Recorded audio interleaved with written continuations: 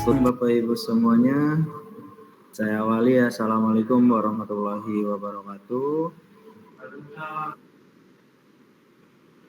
Ya, Bapak Ibu, perkenalkan nama saya Casmuri. Saya di sini sebagai calon guru penggerak angkatan 11 dari UPTD SMP Negeri 2 Losarang, Indramayu. Di sini saya akan melakukan diseminasi tentang budaya positif. Nah, budaya positif ini harus dilakukan atau diterapkan di lingkungan sekolah atau di lingkungan kelas. Nah, pada kesempatan kali ini, budaya positif yang akan disampaikan yang pertama adalah disiplin positif. Kemudian yang kedua adalah nilai-nilai kebajikan. Kemudian yang ketiga adalah motivasi perilaku manusia. Yang keempat adalah hukuman dan penghargaan. Kemudian yang kelima adalah restitusi. Yang keenam adalah keyakinan kelas. Yang ketujuh adalah kebutuhan dasar manusia. Kemudian 5 posisi kontrol. Dan yang terakhir adalah segitiga restitusi. Baik Bapak Ibu, untuk yang pertama kita akan membahas tentang disiplin positif. Nah, sebelum memasuki materi disiplin positif, marilah kita sama-sama melakukan kegiatan coba bukalah. Nah, saya minta Bapak Ibu untuk mengepalkan tangannya. Nah, mengepalkan tangan ini Bapak Ibu nanti misalkan akan dibuka oleh rekan sejawat, apa yang akan terjadi seperti itu. Baik Bapak Ibu, terima kasih. Nah, kemudian ada beberapa pertanyaan nih dari kegiatan tersebut. Nah, yang pertama yaitu dari kegiatan coba bukalah, apakah Anda atau teman Anda membuka kepalan tangan Anda? Mengapa alasan Anda atau teman Anda membuka kepalan tangan Anda?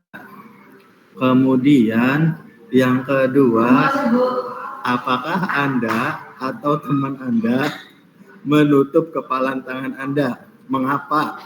Apa alasannya? Dan kenapa B tetap menutup kepalan tangan Anda?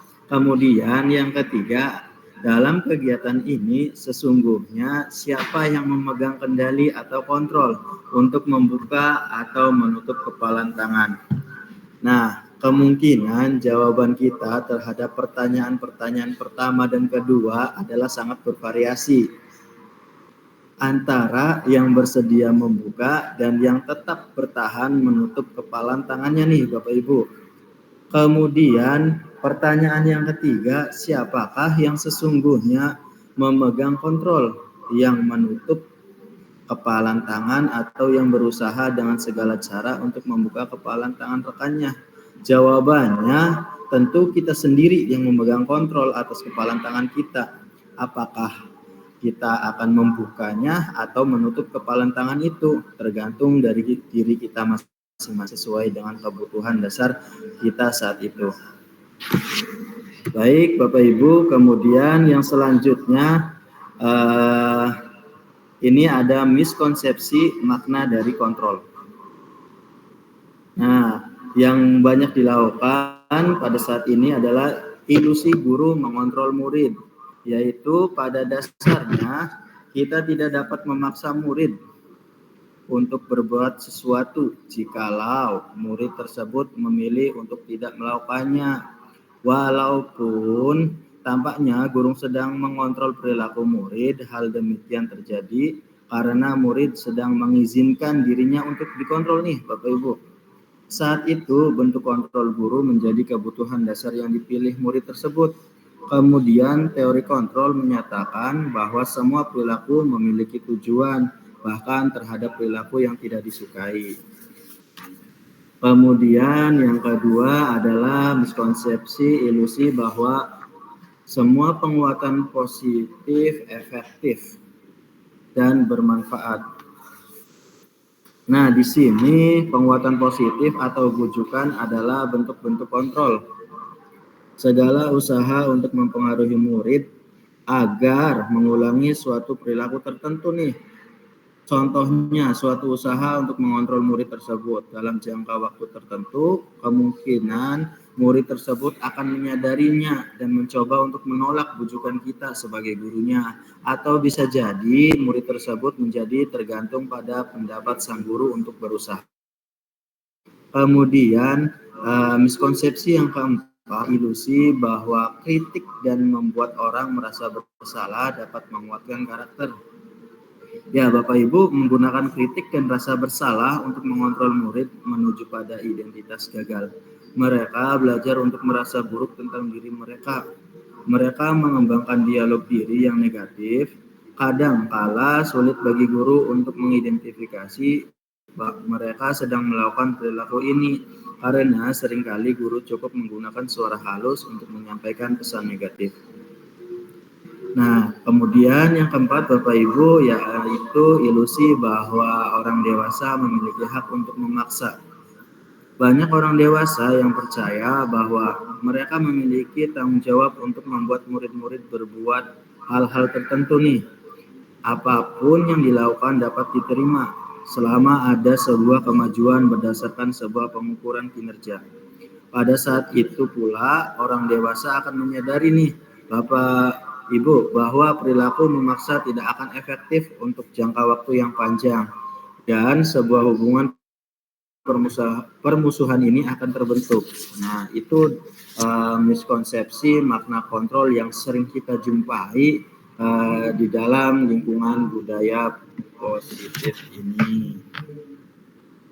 Nah, selanjutnya Bapak Ibu, ini ada paradigma stimulus respon pada pendekatan teori kontrol. Bila kita ingin membuat kemajuan perlahan, sedikit-sedikit ubahlah sikap atau perilaku. Namun, bila kita ingin memperbaiki cara-cara utama kita, maka kita perlu mengubah kerangka acuan kita nih. Ubahlah bagaimana Anda melihat dunia, kemudian bagaimana Anda berpikir tentang manusia, ubahlah paradigma Anda, kemudian skema pemahaman dan penjelasan aspek-aspek tentang realitas. Nah, di sini ada stimulus, respon, dan teori kontrol. Yang pertama, realitas kebutuhan kita ini sama. Sedangkan teori kontrol, realitas kebutuhan kita ini berbeda-beda. Jadi setiap orang ini melakukan sesuatu hal yang berbeda. Kemudian yang kedua, stimulus responnya semua orang melihat hal yang sama. Tapi di dalam teori kontrol, setiap orang memiliki gambaran yang berbeda. Yang ketiga, kita mencoba mengubah orang agar berpandangan sama dengan kita. Sedangkan di dalam teori kontrol, kita berusaha memahami pandangan orang lain tentang dunia. Kemudian yang keempat, perilaku buruk dilihat sebagai suatu kesalahan. Nah, di dalam teori kontrol, semua perilaku memiliki tujuan. Kemudian selanjutnya di dalam stimulus respon, orang lain bisa mengontrol saya. Sedangkan di dalam teori kontrol, hanya Anda yang bisa mengontrol diri Anda. Selanjutnya, di dalam stimulus respon, saya bisa mengontrol orang lain. Di dalam teori kontrol, Anda tidak bisa mengontrol orang lain. Kemudian selanjutnya, di dalam stimulus respon, pemaksaan ada pada saat bujukan gagal. Kemudian di dalam teori kontrol, kolaborasi dan konsensus menciptakan pilihan-pilihan baru nih Bapak Ibu. Yang selanjutnya, yang terakhir, pada stimulus respon, model berpikir menang atau kalah. Sedangkan di teori kontrol, model berpikir menang-menang.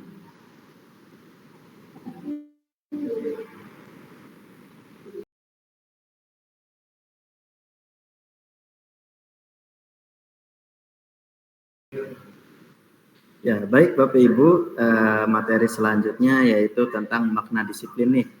Nah, tujuan dari disiplin positif ini menanamkan motivasi yang ketiga pada diri murid-murid kita nih, yaitu untuk menjadi orang yang mereka inginkan dan menghargai diri sendiri dengan nilai-nilai yang mereka percaya. Nah,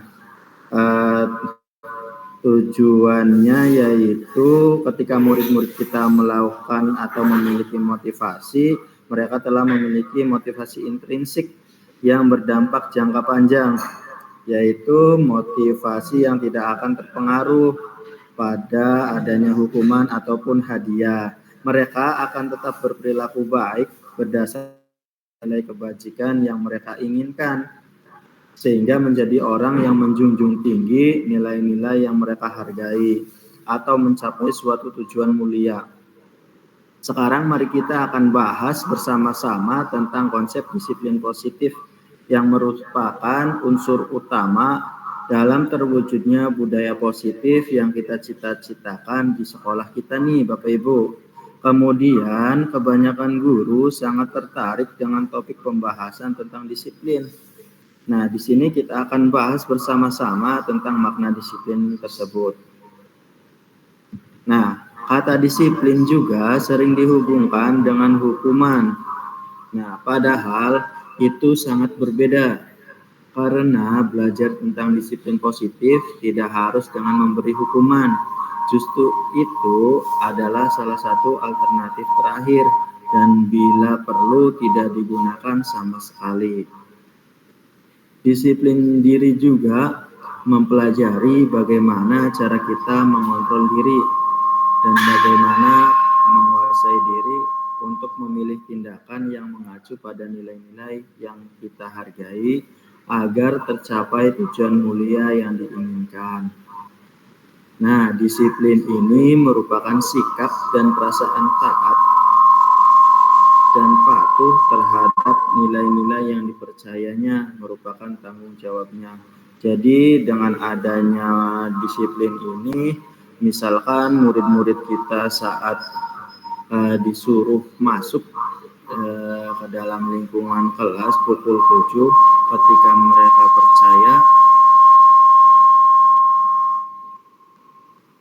mereka percaya akan nilai-nilai kebaikan yang akan dicapai, maka semua kegiatan yang dilakukan ini akan dilakukan dengan sebaik-baiknya.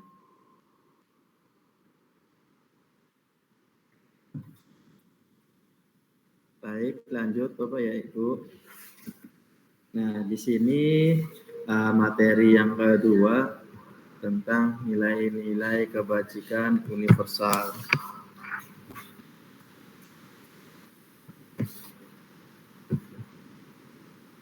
Ki Hajar Dewantara dan Dian Gosen, di mana kedua pakar pendidikan mengartikan disiplin sebagai bentuk kontrol diri, yaitu belajar untuk kontrol diri agar dapat mencapai suatu tujuan mulia. Nah, di sini nilai-nilai ini merupakan payung besar dari sikap dan perilaku kita, atau nilai-nilai ini merupakan fondasi saat kita berperilaku. Nilai-nilai kebajikan adalah sifat positif manusia yang merupakan tujuan mulia yang ingin dicapai oleh setiap individu. Seperti yang sudah dikemukakan oleh Dr. William Glasser pada teori kontrol pada tahun 1984 menyatakan bahwa setiap perbuatan memiliki suatu tujuan. Sehingga selanjutnya mengaitkan nilai kebijakan yang diyakini seseorang, maka motivasi intrinsiknya akan terbangun. Seperti itu.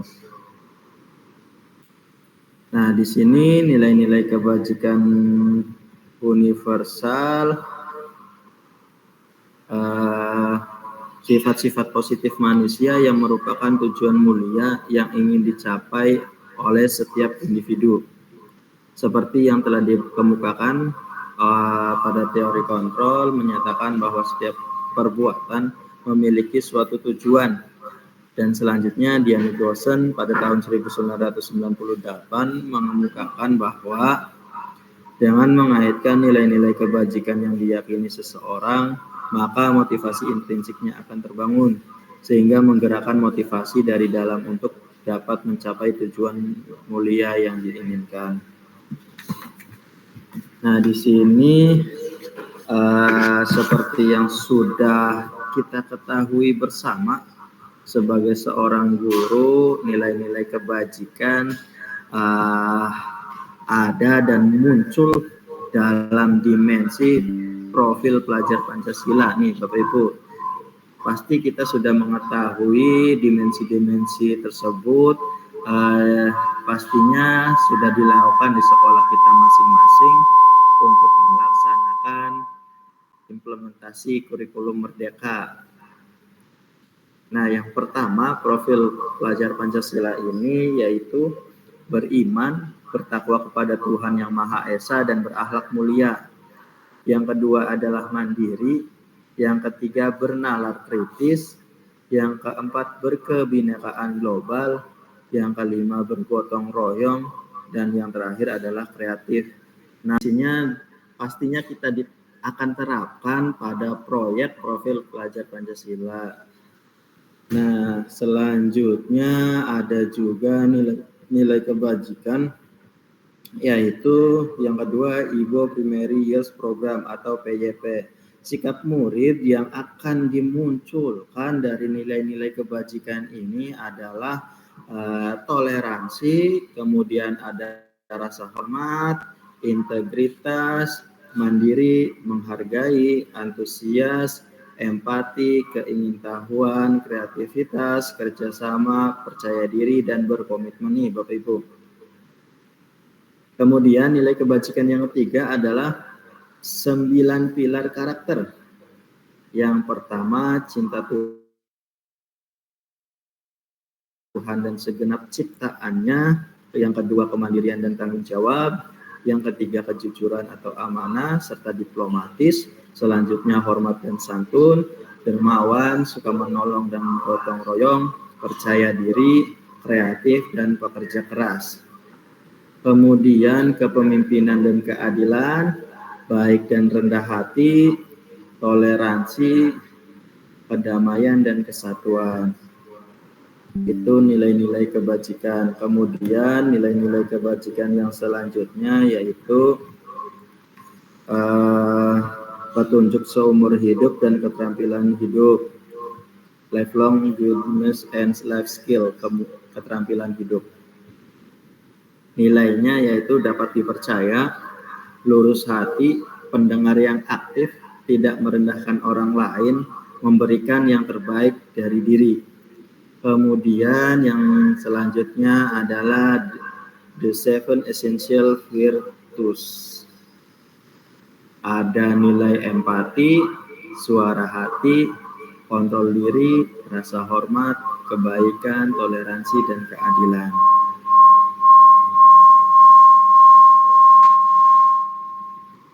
Kemudian di dalam standar nasional pendidikan ada dalam rangka menciptakan lingkungan yang positif, maka setiap keluarga sekolah dan pemangku kepentingan perlu saling mendukung nih, menghayati dan menerapkan nilai-nilai kebajikan yang telah disepakati bersama. Nah, tujuan mulia dan penerapan disiplin positif adalah agar terbentuk murid-murid yang berkarakter, berdisiplin, santun, jujur, peduli, bertanggung jawab, dan merupakan pembelajar sepanjang hayat sesuai dengan standar kompetensi lulusan yang diharapkan.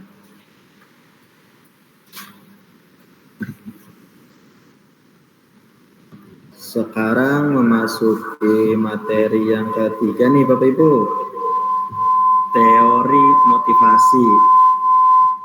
Nah, sebelum memasuki teori motivasi ini, mari kita tanyakan ke diri kita sendiri bagaimana kita berperilaku, kemudian bagaimana, mengapa kita melakukan segala sesuatu, apakah kita melakukan sesuatu karena adanya dorongan dari lingkungan atau ada dorongan yang lain.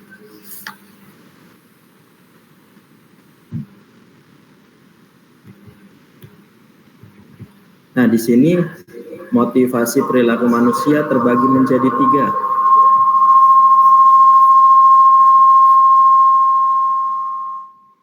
Yang pertama, yaitu untuk menghindari ketidaknyamanan atau hukuman. Nah, ini adalah tingkat terendah dari motivasi perilaku manusia. Biasanya orang yang motivasi perilakunya untuk menghindari hukuman atau ketidaknyamanan akan bertanya, apa yang akan terjadi apabila saya tidak melakukannya? Sebenarnya mereka sedang menghindari permasalahan yang mungkin muncul dan berpengaruh terhadap mereka secara fisik, psikologis, maupun tidak terpenuhinya kebutuhan mereka bila mereka tidak melakukan tindakan tersebut. Motivasi ini bersifat eksternal. Nah, contohnya nih, ketika kita sedang rapat,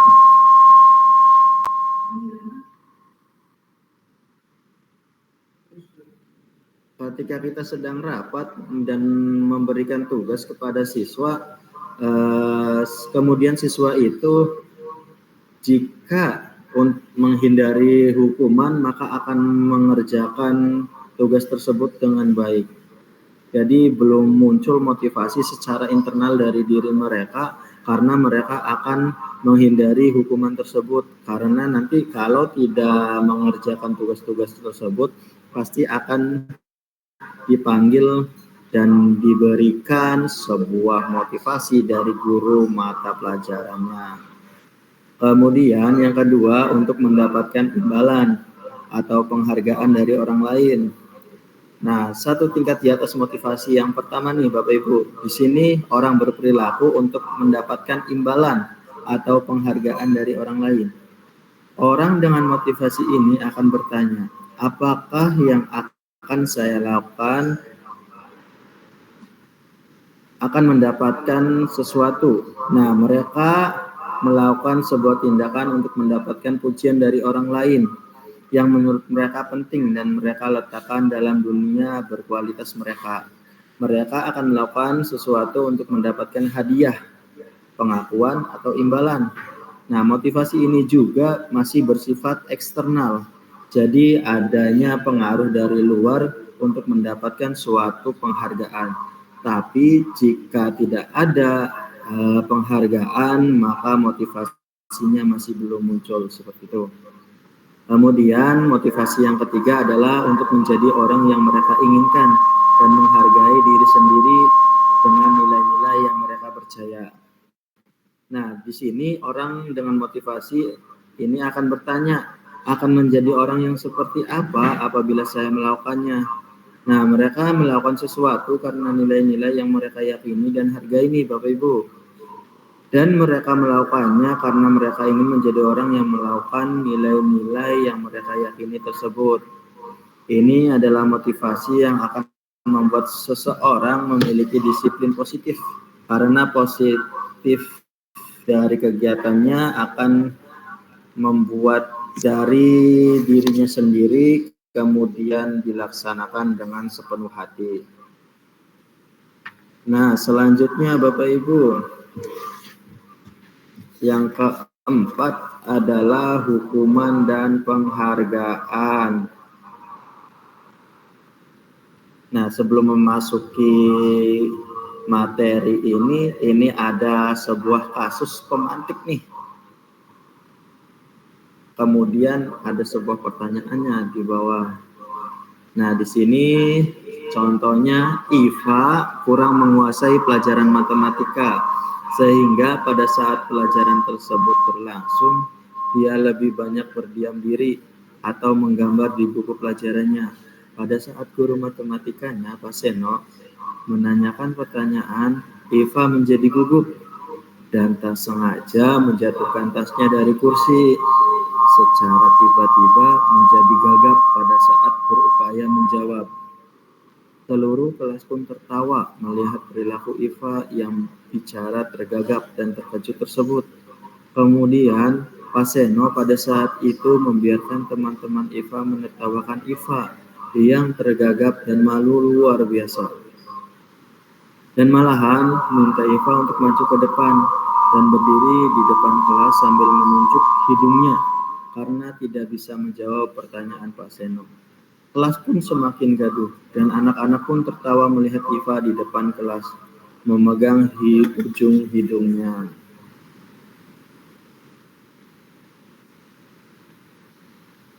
Nah, di sini pertanyaannya, apakah Anda setuju dengan tindakan Pak Seno terhadap Iva? Mengapa? Nah, sebaiknya Bapak Ibu jangan melakukan seperti yang Pak Seno lakukan terhadap Iva. Mengapa? Karena Iva akan merasa malu untuk mengikuti pembelajaran selanjutnya. Sebaiknya Iva diberikan pengarahan di luar kelas, dan pengarahan tersebut supaya Iva sangat bersemangat kembali pada saat pelajaran matematika.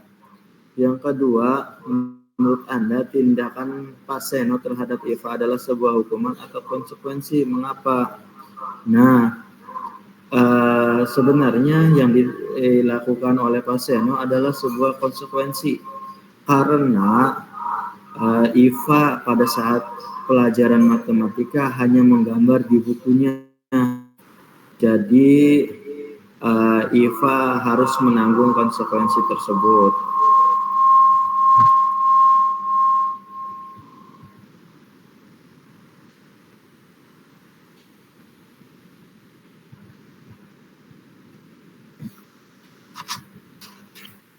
Nah, kemudian di sini Bapak Ibu ada materi tentang restitusi. Restitusi adalah proses menciptakan kondisi bagi murid untuk memperbaiki kesalahan mereka sehingga mereka bisa kembali pada kelompok mereka dengan karakter yang lebih kuat.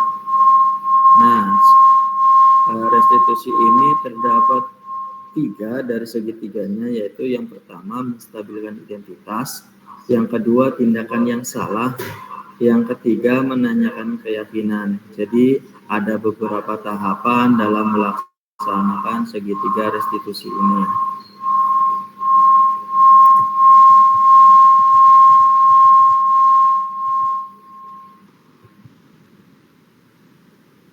Baik Bapak Ibu, selanjutnya di sini ada hukuman, konsekuensi, dan restitusi.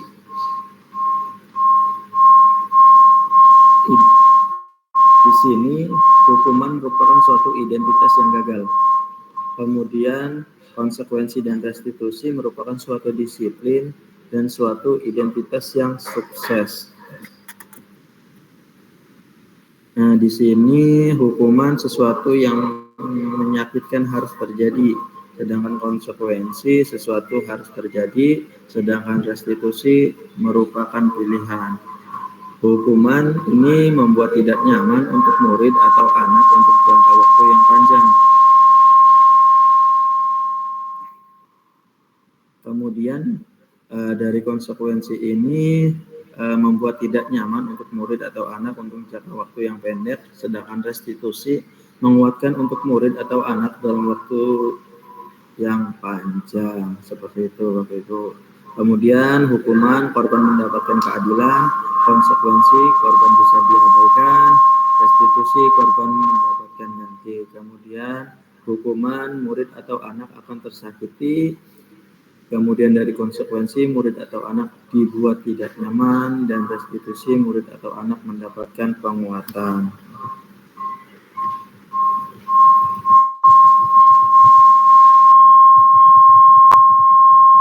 Nah Bapak Ibu, contohnya yaitu pada saat hukuman, contohnya peraturan kelas nih. Peraturannya kamu harus duduk di kelas dengan rapi. Kemudian konsekuensinya jika tidak duduk dengan rapi maka akan mengambil sampah, seperti itu. Kemudian restitusinya, apa yang kamu yakini, kamu diberikan sebuah pertanyaan, kemudian apa yang kamu bisa lakukan untuk memperbaiki masalah ini jika tidak melakukan duduk dengan rapi.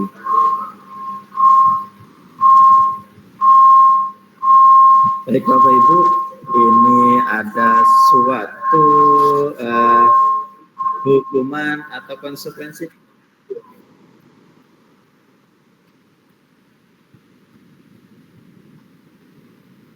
Baik Bapak Ibu, saya ingin bertanya kepada Bapak Ibu, coba Bapak Ibu saya ingin bertanya. Yang pertama ini, mencatat 100 kali dalam buku kalimat saya tidak akan terlambat lagi karena terlambat ke sekolah. Itu merupakan hukuman atau konsekuensi Bapak Ibu?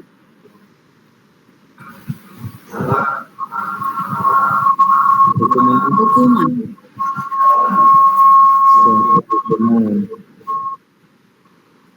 Kemudian ya, kedua, lari mengelilingi lapangan bola basket 2 kali karena terlambat tadi di sekolah. Konsekuensi atau hukuman Bapak Ibu?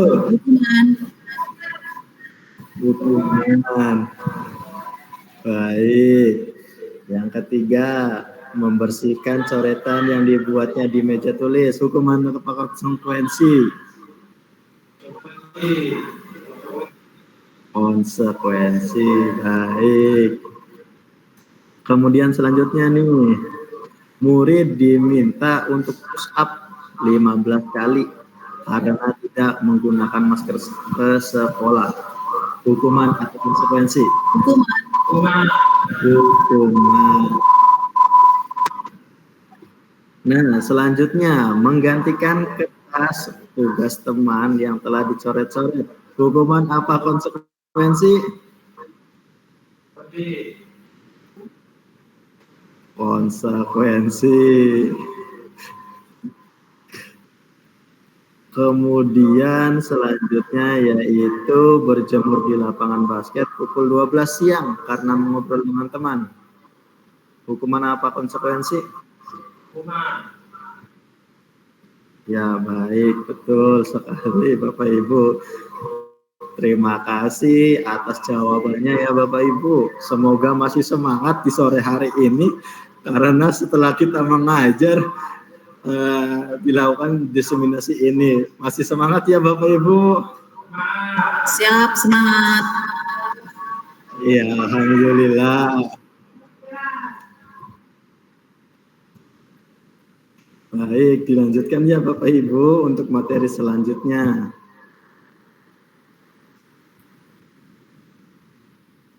Di sini dihukum oleh penghargaan.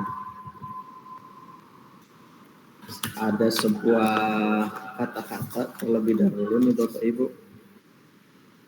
Saat kita berulang kali menjanjikan hadiah kepada anak-anak agar berperilaku bertanggung jawab atau kepada seorang murid agar mempelajari sesuatu yang baru atau kepada seorang karyawan agar melakukan pekerjaan yang berkualitas. Kita sedang berasumsi mereka tidak dapat melakukannya atau mereka tidak akan memilih untuk melakukannya. Ini menurut Alfie Kohn.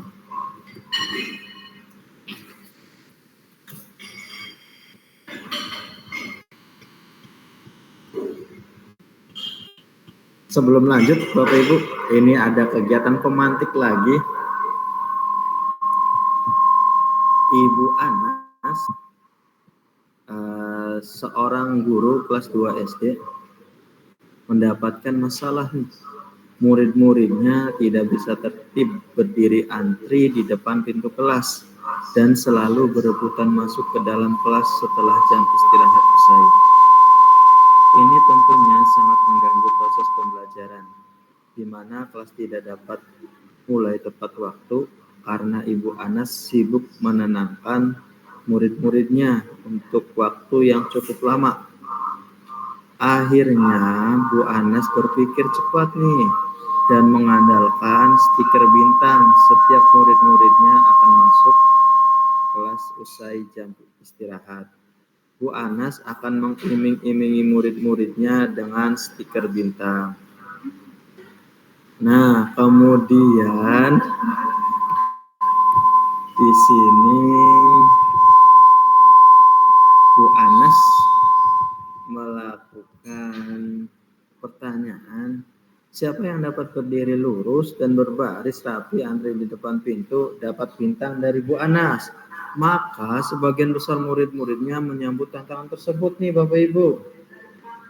Nah, hal ini terus dilakukan Bu Anas selama beberapa minggu karena cukup berhasil membuat murid-muridnya berdiri rapi antri di depan pintu.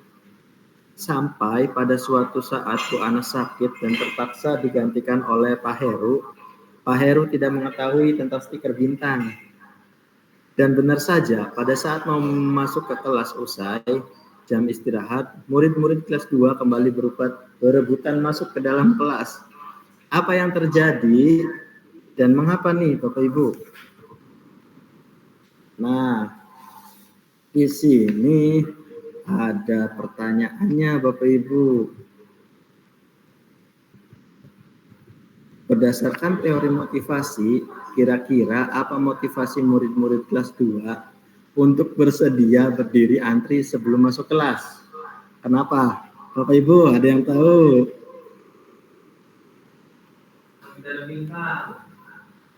Ya, baik. Benar.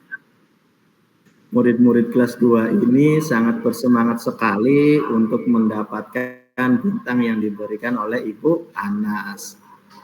Tapi ketika Bu Anas tidak masuk ke dalam kelas karena sakit dan digantikan oleh Pak Heru, maka anak-anak kelas 2 ini tidak dapat berdiri rapi saat masuk ke kelasnya masing-masing setelah usai jam istirahat.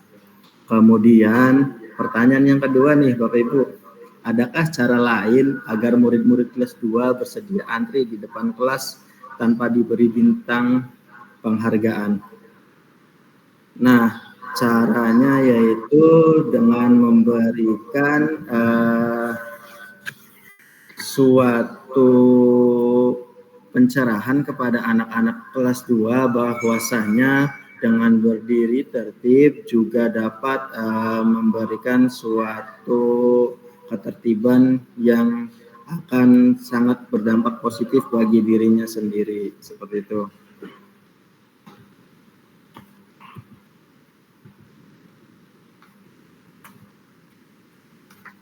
Nah, di sini penghargaan juga sama dengan menghukum Bapak Ibu. Yang pertama, pengaruh jangka pendek dan jangka panjang.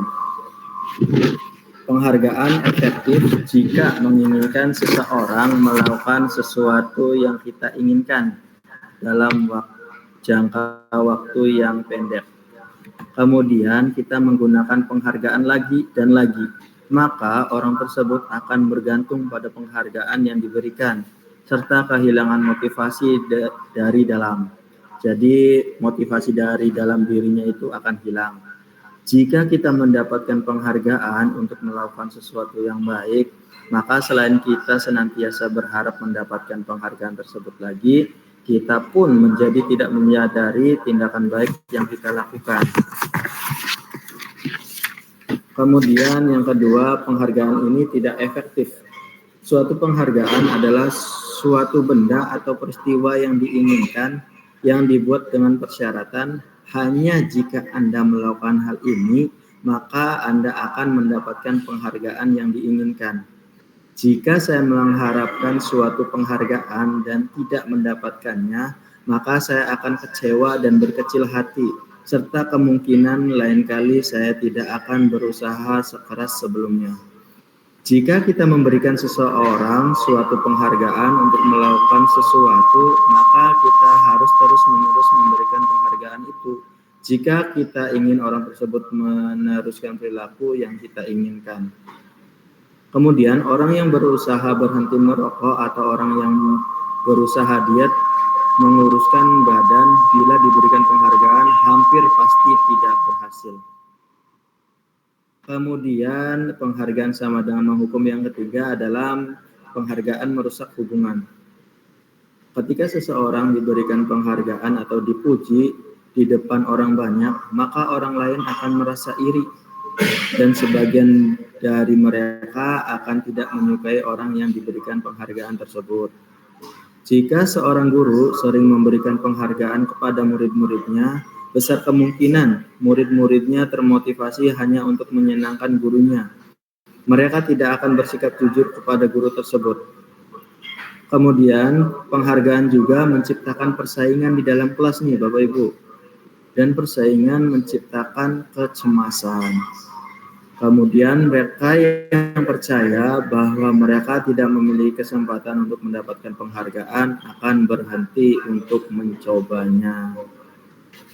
Kemudian yang keempat adalah penghargaan mengurangi ketepatan.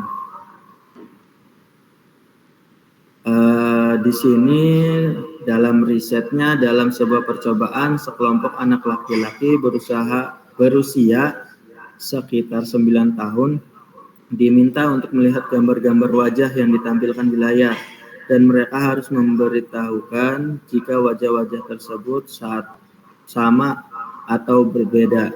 Dari gambar-gambar tersebut hampir sama. Beberapa dari mereka diberi penghargaan dalam bentuk uang pada saat mereka memberikan jawaban benar, sementara sebagian yang lagi tidak.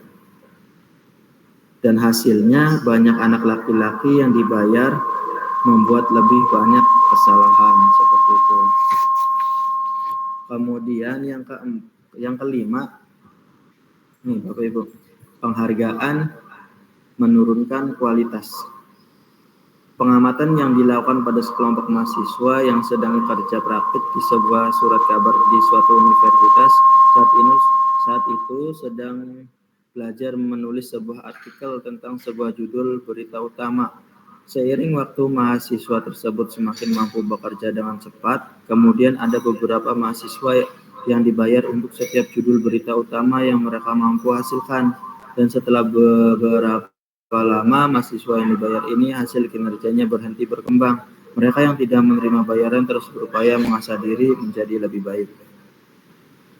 Kemudian yang keenam, penghargaan mematikan kreativitas. Murid-murid diminta berpikir mengenai hadiah atau penghargaan yang bisa mereka dapatkan bila berhasil menulis sebuah puisi. Kreativitas kelompok murid-murid ini menjadi berkurang dibandingkan dengan yang tidak diberitahukan tentang hadiah yang biasa mereka terima. Kemudian penelitian juga menunjukkan bahwa pekerjaan seni atau sebuah penulisan cerita menjadi kurang kreatif bila dijanjikan sebuah hadiah atau penghargaan.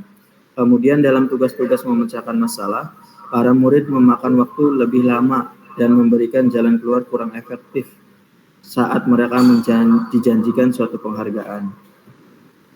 Kemudian yang ketujuh, penghargaan itu menghukum. Penghargaan menghukum mereka yang tidak mendapatkan penghargaan. Misalkannya dalam sistem ranking nih, mereka yang mendapatkan ranking kedua akan merasa paling dihukum. Kemudian memberikan penghargaan dan hukuman adalah hal yang sama, karena keduanya mencoba mengendalikan perilaku seseorang. Nah, yang kedelapan yaitu motivasi dari dalam diri atau intrinsik.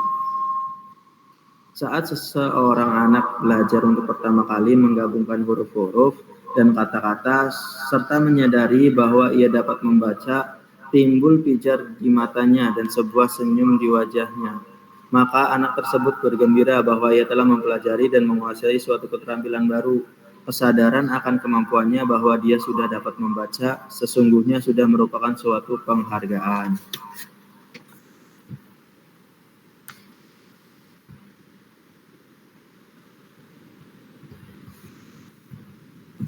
Nah, di sini selanjutnya adalah tentang restitusi. Restitusi adalah sebuah pendekatan untuk menciptakan disiplin positif.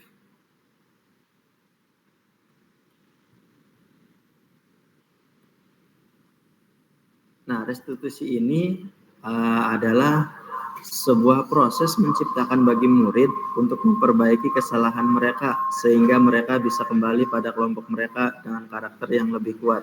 Ini menurut dosen pada tahun 2004. Kemudian restitusi juga adalah proses kolaboratif yang mengajarkan murid untuk mencari solusi untuk masalah dan membantu murid berpikir tentang orang seperti apa yang mereka inginkan dan bagaimana mereka harus memperlakukan orang lain. Ini menurut Gelson Dawson pada tahun 1996. Nah, dari segitiga atau restitusi ini memiliki ciri-cirinya nih Bapak Ibu. Yang pertama, restitusi bukan untuk menebus kesalahan, namun untuk belajar dari kesalahan. Dalam pendekatan restitusi, ketika murid berbuat salah, guru tidak mengarahkan untuk menebus kesalahan dengan membayar sejumlah uang, memperbaiki kerugian yang timbul, atau sekedar meminta maaf. Karena kalau fokusnya sama, maka murid yang berbuat salah akan fokus pada tindakan yang bersifat eksternal, yaitu untuk menebus kesalahan dan menghindari ketidaknyamanan. Kemudian yang kedua adalah restitusi memperbaiki hubungan. Restitusi adalah tentang memperbaiki hubungan dan memperkuatnya. Restitusi juga membantu murid-murid dalam hal mereka ingin menjadi orang seperti apa dan bagaimana mereka ingin diperlakukan. Selanjutnya, restitusi adalah tawaran, bukan paksaan. Restitusi yang dipaksa bukanlah restitusi yang sebenarnya, tapi konsekuensi. Bila guru memaksa proses restitusi, maka guru akan bertanya, apa yang akan terjadi kalau saya tidak melakukannya? Misalnya mereka seperti yang guru sarankan, mereka mungkin akan setuju dan akan melakukannya, tapi karena mereka menghindari ketidaknyamanan atau menghindari kehilangan kebebasan atau diasingkan dari kelompok.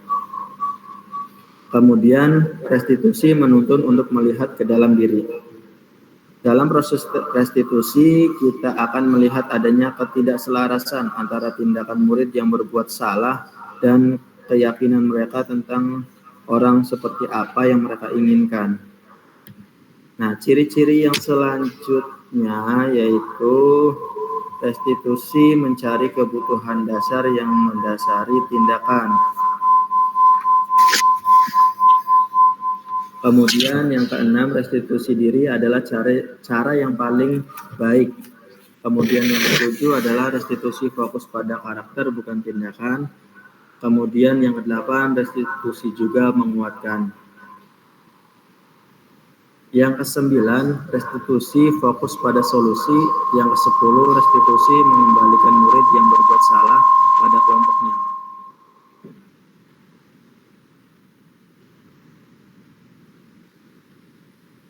Nah, ini yang keenam, Bapak Ibu, keyakinan kelas. Mengapa sih kita harus membuat keyakinan kelas? Mengapa tidak peraturan kelas saja? Nah, sebenarnya keyakinan kelas dengan peraturan kelas ini sangat berbeda. Nah, keyakinan kelas ini ada beberapa tahapannya. Yang pertama, keyakinan kelas bersifat lebih abstrak daripada peraturan yang lebih rinci dan konkret. Kemudian yang kedua, keyakinan kelas berupa pertanyaan. Yang ketiga, pertanyaan keyakinan kelas senantiasa dibuat dalam bentuk positif. Contohnya nih Bapak Ibu, jangan membuang sampah sembarangan. Nah, keyakinan kelas yang harus kita buat di dalam kelas tersebut adalah membuang sampah pada tempatnya. Itu sebuah keyakinan kelas yang dibuat dalam bentuk positif. Kemudian yang keempat adalah keyakinan kelas hendaknya tidak terlalu banyak sehingga mudah diingat dan dipahami oleh semua warga kelas. Jadi tidak terlalu banyak, hanya beberapa poin saja yang bisa dipahami dan dipengerti oleh seluruh anggota kelas tersebut. Kemudian yang kelima, keyakinan kelas sebaiknya sesuatu yang dapat diterapkan di lingkungan tersebut. Yang keenam, semua warga kelas hendaknya ikut berkontribusi dalam pembuatan keyakinan kelas lewat kegiatan surah pendapat. Dan yang ketujuh, yang terakhir, bersedia meninjau kembali keyakinan kelas dari waktu ke waktu. Jadi dalam pembuatan keyakinan kelas ini harus ada unsur nih dari seluruh murid yang ada di dalam kelas tersebut harus berpartisipasi, kemudian dari gurunya juga. Nah, dari beberapa murid ini pasti ingin suasana kelas yang seperti bagaimana, seperti apa, kemudian dirinci lagi dan diringkas lagi supaya terbentuk keyakinan kelas yang dapat dilaksanakan oleh seluruh anggota kelas.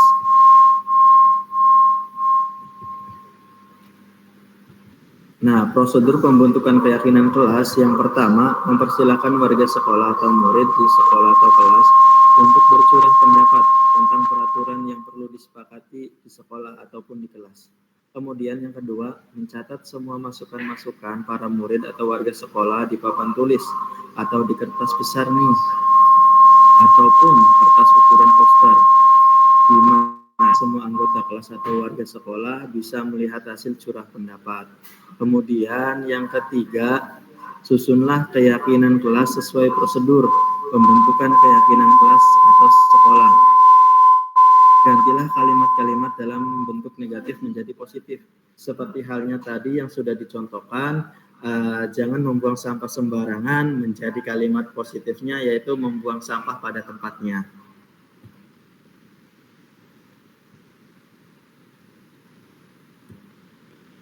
Prosedur yang keempat yaitu tinjau kembali daftar curah pendapat yang sudah dicatat. Yang kelima, tinjau ulang keyakinan sekolah atau kelas secara bersama-sama. Jadi bukan hanya gurunya saja atau siswanya saja yang meninjau tentang keyakinan kelas, tapi harus dilakukan secara bersama-sama.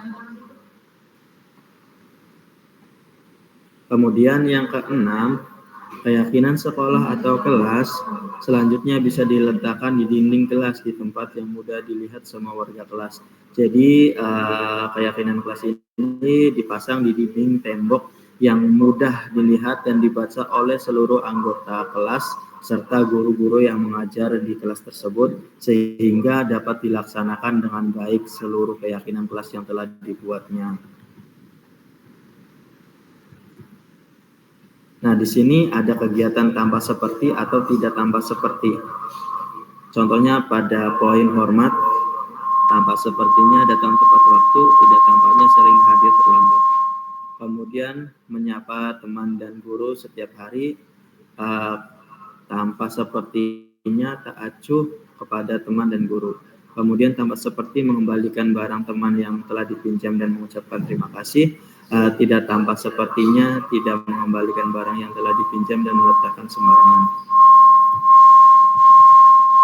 Bekerja tampak seperti tekun bekerja dan menyimak guru, tidak tampak seperti tidak mendengarkan guru dan acuh tak acuh.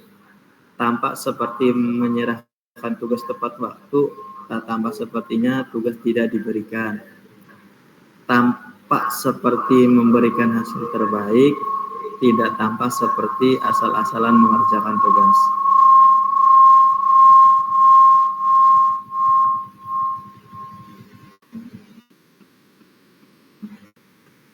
Nah, di sini kegiatan saya dan tugas kamu nih, Bapak Ibu, tugas guru dan tugas murid.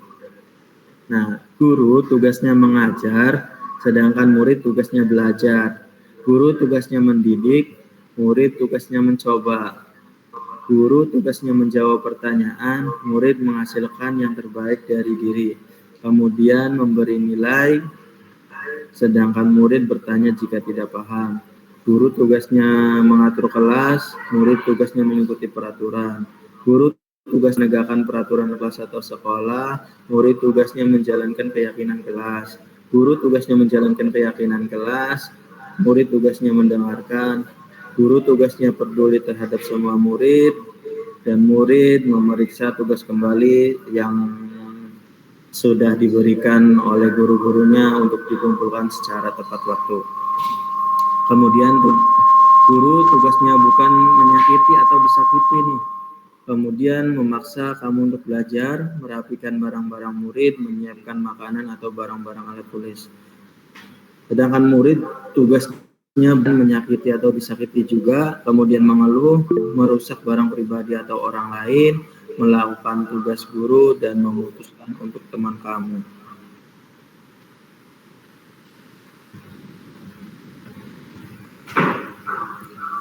Dan ini yang ke-7, Bapak Ibu, di sini kebutuhan dasar manusia.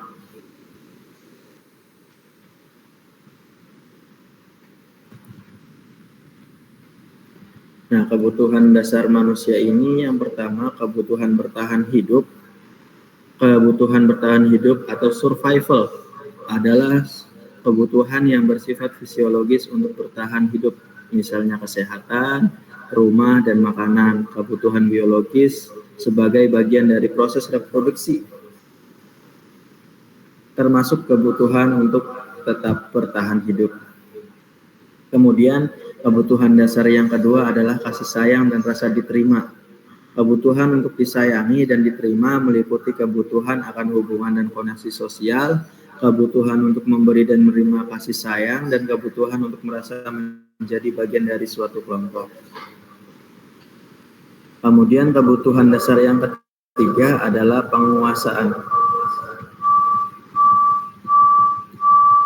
Kebutuhan ini berhubungan dengan kekuatan untuk mencapai sesuatu, menjadi kompeten, menjadi terampil, diakui atas prestasi dan keterampilan kita, didengarkan, dan memiliki rasa harga diri. Kebutuhan ini meliputi keinginan untuk dianggap berharga, bisa membuat perbedaan, bisa membuat pencapaian, kompeten, diakui, dan dihormati. Kemudian kebutuhan dasar yang keempat adalah kebebasan. Kebutuhan untuk bebas adalah kebutuhan akan kemandirian otonomi, memiliki pilihan dan mampu mengendalikan arah hidup seseorang. Anak-anak dengan kebutuhan kebebasan yang tinggi menginginkan pilihan. Mereka perlu banyak bergerak, suka mencoba-coba, tidak terlalu terpengaruh orang lain, dan senang mencoba hal baru dan menarik. Kemudian kebutuhan dasar yang terakhir, yang kelima, adalah kesenangan. Kebutuhan untuk merasa senang. Nah, kebutuhan akan kesenangan adalah kebutuhan untuk mencari kesenangan, bermain, dan tertawa. Hidup tanpa kenikmatan apapun betapa menyedihkannya. Glaser menghubungkan kebutuhan akan kesenangan dengan belajar. Jadi banyak kebutuhan dalam belajar harus mempunyai metode belajar yang sangat menyenangkan bagi murid agar murid dapat menerima materi yang kita sampaikan dengan senang. Kemudian anak-anak dengan kebutuhan dasar kesenangan yang tinggi biasanya ingin menikmati apa yang dilakukan. Mereka juga bisa berkonsentrasi tinggi saat mengerjakan hal yang disenangi. Mereka suka permainan dan suka mengoleksi barang, suka bergurau, suka melucu, dan juga menggemaskan. Jadi kita harus menentukan model, metode, atau media yang sesuai dengan karakteristik murid yang ada di kelas kita nih, Bapak Ibu. Ya, ini yang terakhir ya Bapak Ibu, yang ke-8, 5 posisi kontrol. Nah, posisi kontrol kita sebagai guru yang pertama adalah penghukum. Biasanya, seorang penghukum bisa menggunakan hukuman fisik maupun verbal. Penghukum ini ditandai dengan nada suara yang tinggi. Kemudian bahasa tubuh juga, misalnya matanya melotot dan jari menunjuk-nunjuk. Kemudian menghardik juga ketika ada siswa yang melakukan suatu kesalahan. Kemudian posisi yang kedua adalah pembuat merasa bersalah. Pembuat merasa bersalah akan menggunakan keheningan yang membuat orang lain merasa tidak nyaman, bersalah, atau rendah diri. Ciri dari nada suaranya yaitu memelas atau halus atau sedih. Kemudian bahasa tubuhnya yaitu merapat pada anak dan lesu. Jadi guru ini akan membuat siswa akan merasa bersalah ketika melakukan sebuah kesalahan dan menyadari dirinya ini telah melakukan sebuah kesalahan. Kemudian yang ketiga, posisi kontrol sebagai teman. Guru pada posisi ini tidak akan menyakiti murid, namun akan tetap berupaya mengontrol murid melalui persuasi. Cirinya nada suara ramah, akrab, bercanda, bahasa tubuhnya merapat pada murid, mata, dan senyum jenaka. Intinya kita sebagai guru memposisikan diri sebagai teman murid, seperti itu. Kemudian posisi kontrol yang keempat adalah pemantau. Seorang pemantau sangat mengandalkan penghitungan, catatan, data yang dapat digunakan sebagai bukti atas perilaku seseorang. Posisi ini akan menggunakan stiker, slip catatan, daftar chat juga. Kemudian ciri dari nada suaranya yaitu datar, bahasa tubuh yang formal. Dan ini posisi kontrol yang terakhir Bapak Ibu, yaitu kita sebagai manajer. Ini posisi yang sangat ideal bagi kita sebagai seorang guru menjadi seorang manajer. Nah, manajer ini adalah posisi di mana guru berbuat sesuatu bersama dengan murid, mempersilahkan murid untuk mempertanggungjawabkan perilakunya, mendukung murid agar dapat menemukan solusi atas permasalahannya sendiri. Seorang manajer telah memiliki keterampilan di posisi teman maupun pemantau, dan dengan demikian bisa jadi di waktu-waktu tertentu kembali kepada kedua posisi tersebut bila diperlukan. Tugas seorang manajer bukan untuk mengatur perilaku seseorang. Nah, dari nadanya yaitu suaranya tulus. Kemudian bahasa tubuhnya tidak kaku dan mendekat kepada murid.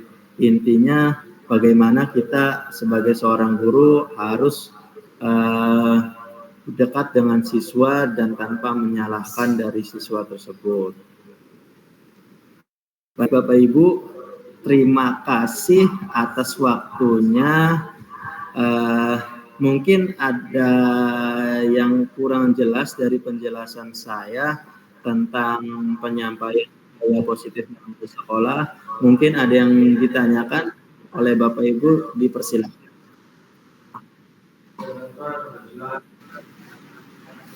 Alhamdulillah, kalau sudah jelas Bapak Ibu. Tetap semangat ya Bapak Ibu, meskipun ini sudah menjelang sore. Siap. Semoga Bapak Ibu semangat dan dapat menerapkan budaya positif yang dijelaskan tadi kepada anak kita di kelas, kemudian dapat juga disebarkan kepada rekan sejawat yang lain. Siap, insya Allah. Baik, terima kasih Bapak Ibu. Bila saya ada salah kata dalam penyampaiannya, saya mohon maaf. Terima kasih. Salam guru bergerak, dan menggerakkan. Assalamualaikum warahmatullahi wabarakatuh. Waalaikumsalam warahmatullahi wabarakatuh. Terima kasih ilmunya. Iya, Ibu. Terima kasih.